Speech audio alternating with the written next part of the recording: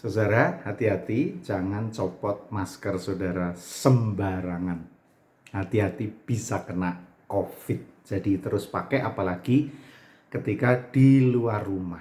Ya, saudara, suatu ketika saya berkunjung ke suatu tempat dan parkiran penuh sesak dengan mobil. Tapi ketika saya berhasil dapat parkir di tempat itu dan saya mulai memperhatikan apa yang sebetulnya terjadi, yang saya perhatikan adalah kekacauan. Ada apa nih maksudnya? Jadi rupa-rupanya mobil yang pertama-pertama datang itu mungkin masih kosong kan parkiran. Dia memarkirkan mobilnya sembarangan. Bahkan ketika saya lihat garis marka itu saudara ya, yang seharusnya bisa untuk 4 mobil itu dipakai untuk 2 mobil. Jadi tempat itu menjadi segera penuh oleh parkir, tapi bukan parkir yang benar, tapi parkir yang sembarangan.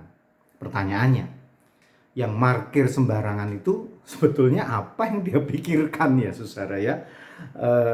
Apa enggak dia berpikir bahwa nanti gimana ya orang lain mau memarkirkan mobilnya, kok nggak punya kepedulian gitu ya? Atau ya memang dia kalau saya berpikir ada 2 hal ya. Satu, nggak peduli. Yang kedua, maaf ya. Ya orang kampung bawa mobil gitu. Jadi dia nggak tahu bahwa parkir tuh seharusnya ngikutin garisnya, tidak berdiri di atas garisnya. Ya mungkin dia berpikir cuman garis bisa marah apa? Cuman garis bisa negor apa? Cuman garis bisa ngatur apa? Padahal itu garis yang dibuat agar rapi, tidak cuman rapi, tempat yang terbatas itu bisa dipakai untuk parkir lebih banyak mobil. Nah, itu kalau enggak punya kepedulian ya berantakan, saudara. Jadi salah satu orang karena ketidakbenaran satu orang membuat kacau kesininya, kacau seterusnya. Dan firman Tuhan mengingatkan hal semacam itu. Saya bacakan ayatnya. Dari Roma pasal 5 ayat 18 dan 19. Sebab itu sama seperti oleh satu pelanggaran, semua orang beroleh penghukuman. Demikian pula oleh satu perbuatan kebenaran, semua orang beroleh pembenaran untuk hidup. Jadi sama seperti oleh ketidaktaatan satu orang, semua orang telah menjadi orang berdosa. Demikian pula oleh ketaatan satu orang, semua orang menjadi orang benar.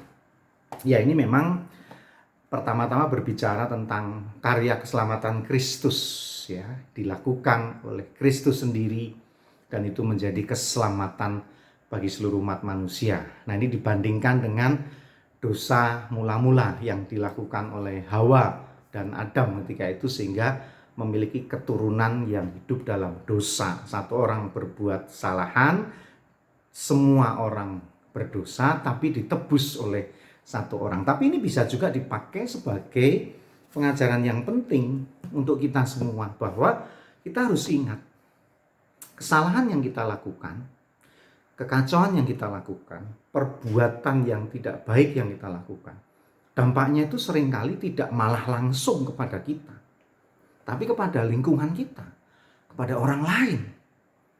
Padahal gara-garanya kita, penyebabnya adalah kita. Nah, mari kita menyadari hal semacam itu. Bahwa sebaiknya kita ini taat, tertib, sekecil apapun, setia sekecil apapun, agar dampaknya juga dapat dirasakan oleh orang lain. Suatu ketika, ini sebuah ilustrasi. Di sebuah kampung ada pesta. Nah, pesta ini biasanya membuat makan bersama. Salah satu menu favoritnya itu adalah bacang. Sudah tahu ya, yang dibungkus segitiga biasanya dari beras ketan atau dari nasi, isinya daging ya. Nah, itu dimasak bersama oleh ibu-ibu sekampung. Nah, berasnya juga dikumpulkan oleh warga sekampung. Nah, beberapa orang berpikir, wah ini nanti kan beras dikumpulin dari puluhan orang atau ratusan orang. Kalau aku bawa beras yang kualitas jelek, mestinya nggak apa-apa, biasa saja. Kan nanti ketutup dengan beras orang lain yang bagus. Rupa-rupanya satu orang yang berpikir beras jelek akan ditutupi beras bagus ini tidak sendirian.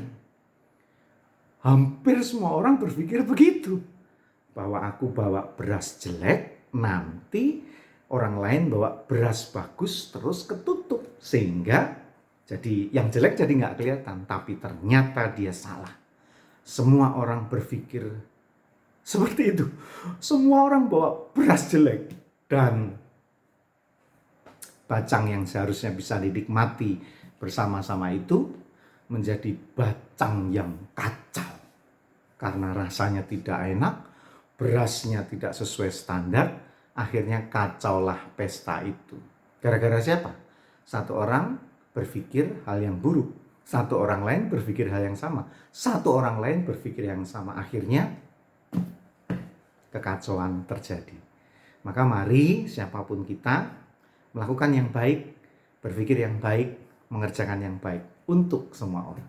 Masih bersama dengan saya Pendeta Yudi dalam Renungan Mas, esok masih ada solusi.